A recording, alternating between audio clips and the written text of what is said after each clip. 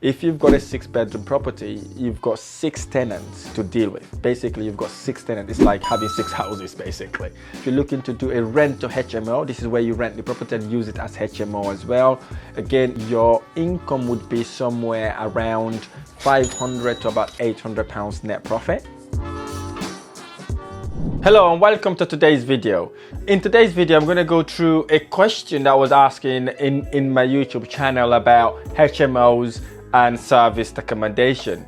So in this video, I'm going to share with you the definitions of HMO and rent to service accommodation, the advantages and disadvantages, and what my opinion is basically, because that's very important for me personally and for that person who asked that question. And I hope you can relate to that. And as I was saying, basically, if you have any questions, do not hesitate to comment on my videos, my lives, my Facebook, Instagram, wherever I'm live, and I'll try my best to do a video. So in this video, I'm going to share in exactly that way. Someone asked me what are the differences between HMOs and service accommodation, and they're not sure which one to choose. Before we get going, if you like this video or any of my videos, don't forget to hit the smash like button below, subscribe to my channel for more amazing tutorials. So let's get going. So before we get going, talking about service accommodation, HMO, rent to service accommodation, we need to know what it is. What is HMO and what is service accommodation? So HMO, it's a property rented out by at least 3 unrelated people. Right, 3 unrelated people that are not family members, but they're sharing the facilities like the bathrooms, the kitchen, the common areas. So basically, it's a house in multiple occupation where people are living together, sharing the common areas. So that's what HMO is. Now let's look at serviced accommodation. Serviced accommodation is the process by which someone would take a house or an apartment. It could be 1 bedroom, 2 bedroom, 3 bedroom, 4 bedroom, 6 or 7 bedroom. Instead of renting it to tenants, they use it as a mini type boutique hotel where they can rent it on a nightly basis instead of a tenancy basis. So the guests will actually book them online in some occasions for 1 night, couple of nights, and then pay them in advance before they stay in the property. So the property would be like a hotel basically without on-site staff. So these are the differences, and you can put them in different platforms to allow you to attract this sort of guest. So what are the activities? There are some activities, there are different activities when it comes to properties like this. Let's look at HMO. HMO, when it comes to HMO, you would have to have a tenant in the property. Suppose you've got a 6-bedroom HMO, you would need to have 6 tenants in that property in order for you to start making a bit of profit in it. So basically those 4 tenants would occupy in a room each, and they will be sharing the common area, and you're responsible to kind of manage the property, or you can give it to a management agent, and then obviously you're responsible for the repair and maintenance, and with such properties basically it's like you're managing 6 individual people. So that's what the activities with HMO if you were to get one of those. And in contrast, when it comes to service accommodation, you are like a hospitality business, so to speak. You would be marketing it out there to attract guests. And then obviously then the activities involved, the guests will be checking in, you need to send them the checking in instructions, and then obviously we need to get a good cleaner around to come around and literally tidy up the property for the next guest. So you are responsible of doing all of these are the activities that would happen with that. And looking at the finances, obviously if you're looking at say rent, say if you're doing a HMO property, you'll be collecting rent from 6 individual people if it's a 6-bedroom. So obviously with that, then you've got your rent coming in every single month. You've got tenants in, and they will be paying you on a monthly basis. And then again, you may get inquiries as well that you need to attend to because the property is constantly being occupied. In contrast with serviced accommodation is where you kind of put the property online, as I've just said, you get paid instantly when the guests book you in. Right, so again, you're not dealing with tenants there. You only get money once someone booked your property. So that's how you could make money in those 2 ways. These are the ways you can make money from these properties on a nightly basis for service accommodation, getting contractors, tourists staying in these properties. I will drill in as we go on. So what are the sort of monies you could make from these sort of properties. Okay, actually I need to drill into that now so that you know what it is. For a HMO property, if you're looking to rent that property as a 6-bedroom house, if you own the property, you'd be making anywhere between 700 to about £1,000. That's the average people tend to get when they rent properties on a HMO basis. If you're lucky, you may be able to hit about 1,200, about 1,300 net profit. I'm talking about here. I'm not talking about gross, okay? I'm talking about net profit. So it's about maybe 800 to £1,000 in most cases. In contrast, if you've got a serviced accommodation, you'll be depending on the locations as well. You'll be making, if you know what you're doing, you've educated yourself, or you've got the experience, you'll be making anywhere between, I would say about 900 to about £2,000, right, per month in average. So because obviously you've got guests checking you in and they're paying high rates versus if you were to rent it on a normal basis, and then obviously you attract people that way. So your income would be about 900 to about £2,000 in our properties. In average, you make about £1,800 per month per property. And again, I'm talking about net profit here. I'm not talking about gross income here. As you can see then, what is the finances there. If you're looking to do a rent to HMO, this is where you rent the property and use it as HMO as well.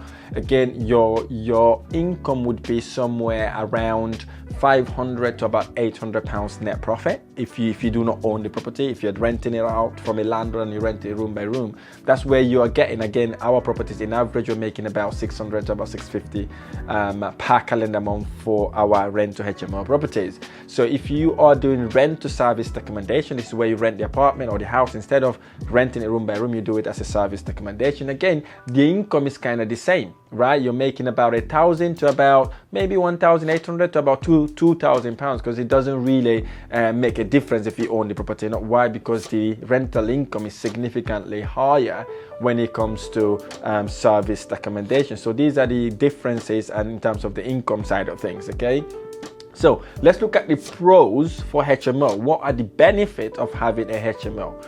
Obviously, with HMO, you have lower risk of booking. So meaning when a tenant moves in, you've done the referencing, you've done all the tenancy check, right? They can move in, assuming they're a good tenant, they'll pay you rent every single month, okay? You don't have to worry about, oh, I did not get booking this month, I did not get booking last month, and I've only got 2 bookings this week. You don't have to worry about that because you've got that constant flow of income coming in. Right, obviously you've got the management side of things as well. If you own the property, you can get a management agent to manage your property, but it's difficult for them to manage it for you nicely because management agent, the good ones, charge about 15 to 20% management fees, and then obviously you'd have to kind of manage the property yourself if you want to get better return on income. And again, if you renting this property and you want to do as a rent to HMO, rent to rent, obviously you have to manage the property in order to make money from it, because basically you're banking on the management fees as well as the tiny profit you make from it. So you won't be able to give it someone to kind of manage, because if you did, you'll be eating into your profit. And I've also talked, there's a reliable income on it as well, because you know once the 6th tenant moved in, literally they've moved in, you get that income coming in every single month. Okay, so let's look at the negative part of it. Let's look at the cons. Basically, if you've got a 6-bedroom property, you've got 6 tenants to deal with. Basically, you've got 6 tenants. It's like having 6 houses basically, because each tenant is seen as one person, unless you've got them as a group. Even that sometimes is very difficult to manage. In most cases, if you're doing rent to rent, rent to HMO, or as a landlord who owns the property, you like to do it on a room by room basis, because that way you make better return on your investment. But bearing in mind that you've got 6 people to manage, okay? If they all throw their problem at you, it becomes a job basically. You end up managing the tenant instead of concentrating, increasing your portfolio. Again, if you don't own this property, if you don't do it as a rent to HMO, basically you have to manage those tenant issues. Again, very important for you to make sure your referencing stack up. Do not cut any corners because you're desperately looking to rent a property. Make sure literally whoever moves into that property is someone that is capable to pay you rent and can look after the property as well. The other downside of HMO is basically regulations and licensing, right?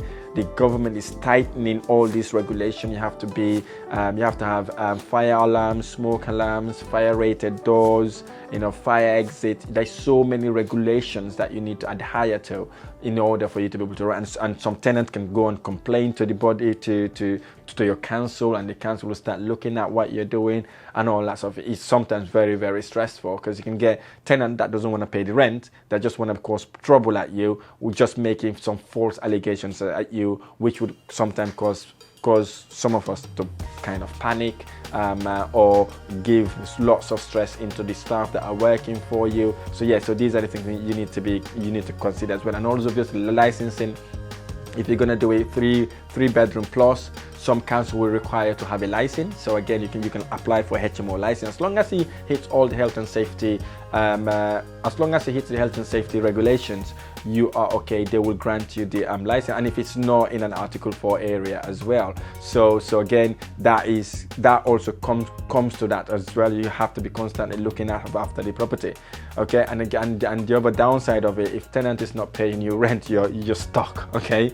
Basically now the government has made it so hard for you to evict a tenant from these properties. Again, if they're not paying you, they could be staying in your property for like literally years without paying you before you're able to kind of evict them.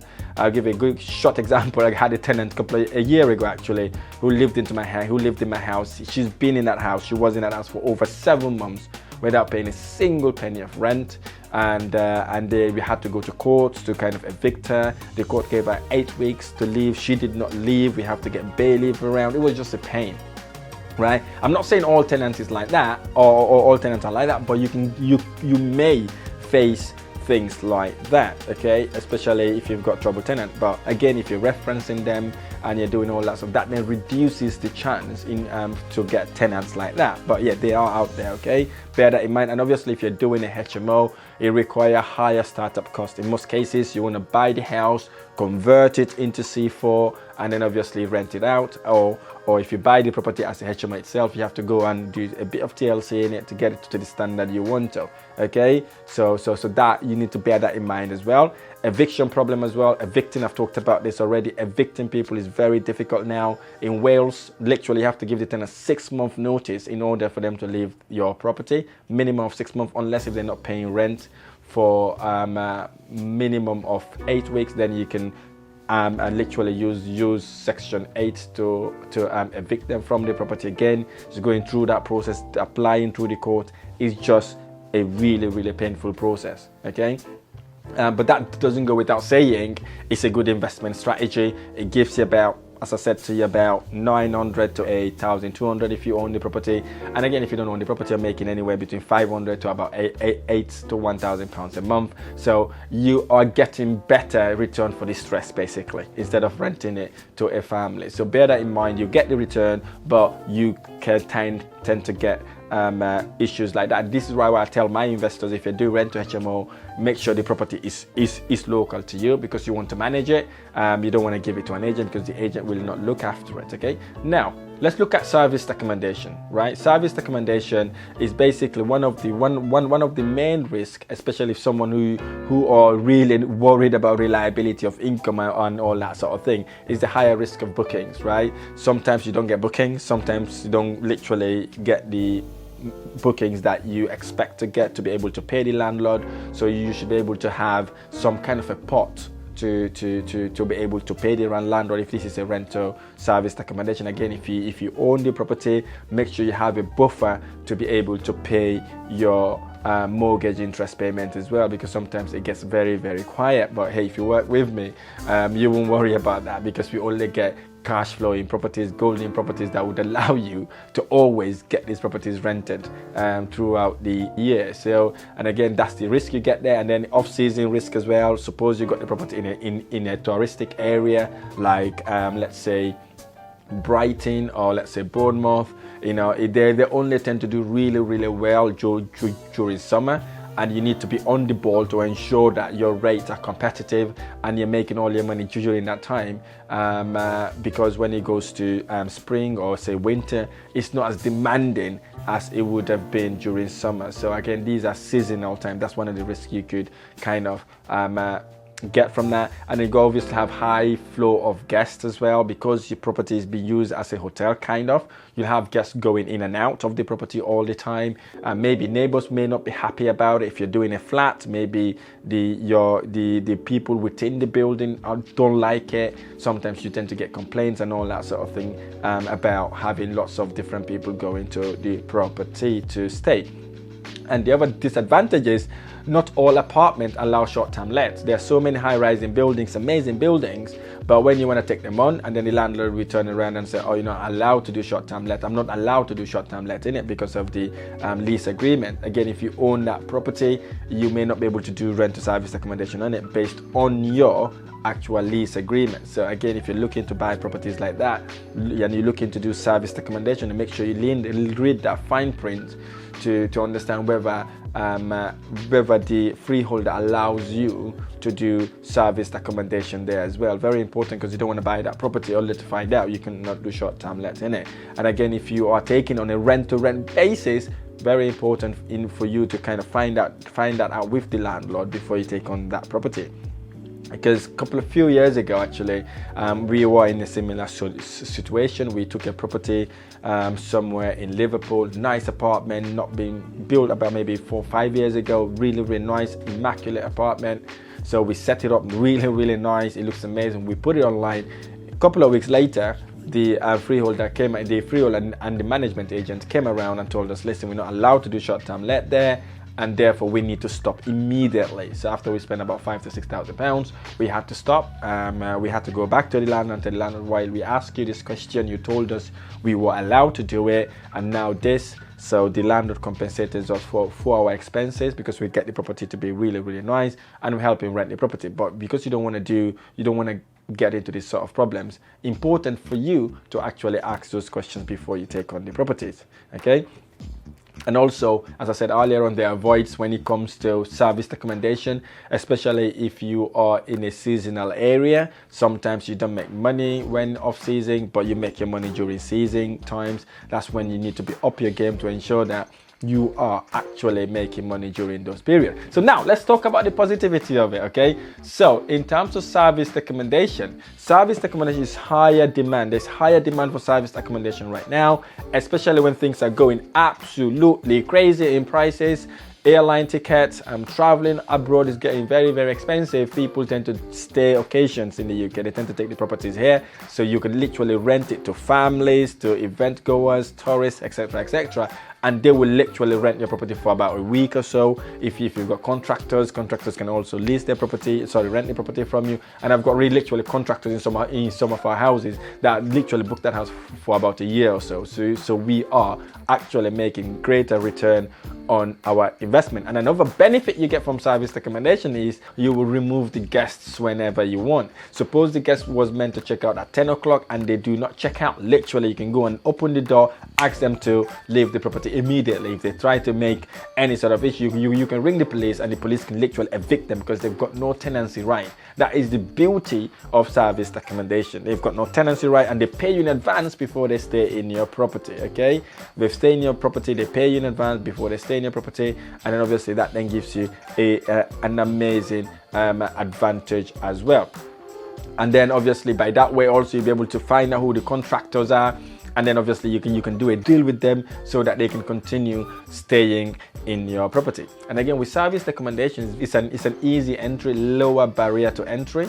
You don't actually have to have lots of money to do service accommodation. It's not like buying a 3-bedroom house, converting it into 6 bedrooms, or maybe buying a 2-bedroom, converting it into 5 bedroom. With service accommodation, you can do it in houses: 2-bedroom house, 1-bedroom house, 3-bedroom house, 4-bedroom house, even 6 or 7-bedroom house. So basically the entry cost is very, very low, cheaper compared to doing it as a HMO, right?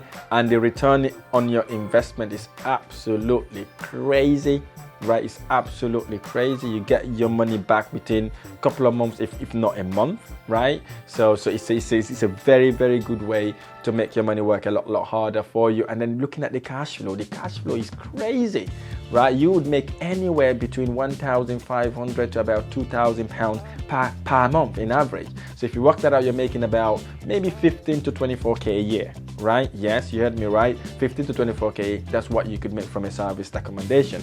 And the legislation is not as stringent as HMO, right? And then basically you could literally take control of these properties, and it's not a job. This is the key differences. With HMO, it's like a job, especially if you want it to be local to you. You've got 3, 5, 6, 7 tenants to manage individually, whereas serviced accommodation is really nothing to manage. Okay, the only thing you need to do is to get the guests to check in at the right time, sending the check-in instructions.